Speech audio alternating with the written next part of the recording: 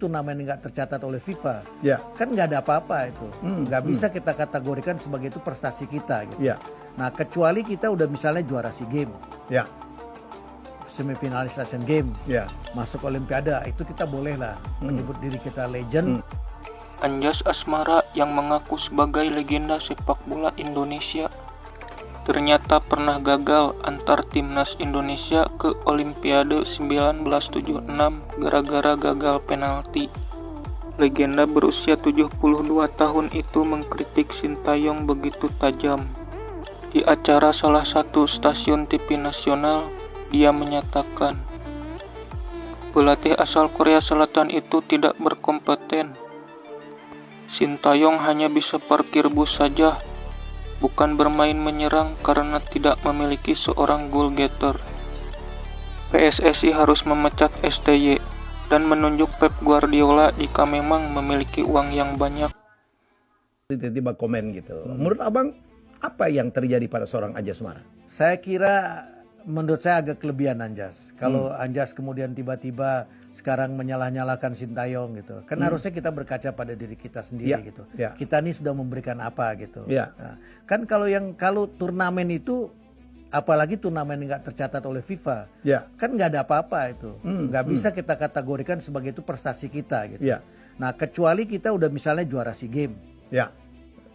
semifinalis Asian Games, Ya. masuk Olimpiade, itu kita boleh lah menyebut diri kita legend. Kemudian kita merasa bahwa kita ini lebih dari orang lain, bolehlah itu, bolehlah.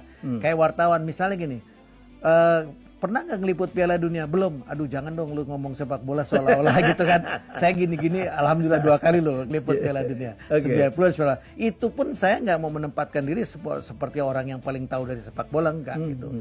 Cuma saya kapalan di sepak bola nasional. Kenapa? Karena dari tahun 81 Bang Valen naruh saya di sepak bola nasional, gitu ke dalam.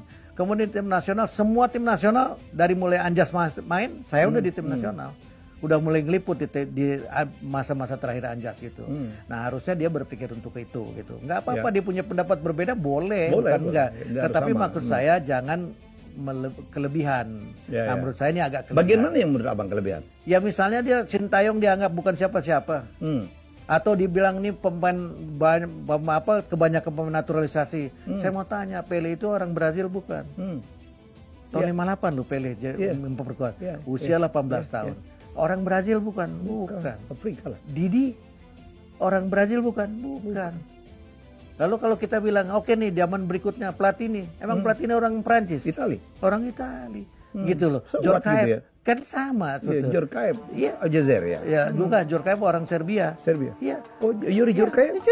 Gitu. Oke. Nah, jadi dengan posisi seperti itu, masa sih kita, karena semua model tim nasional tuh saya ikutin dan maaf, nggak berhasil. Saya tetap mengagumi, menghargai, menghormati mereka, tapi mereka gagal. Kan ini fakta yang nggak bisa kita sanggah. Saya ingat betul, saya ingat tuh Anjas itu luar biasa karena gondrong dulu. Betul. Tiap kali dia gendeng bola itu perempuan tepuk tangan, Bang.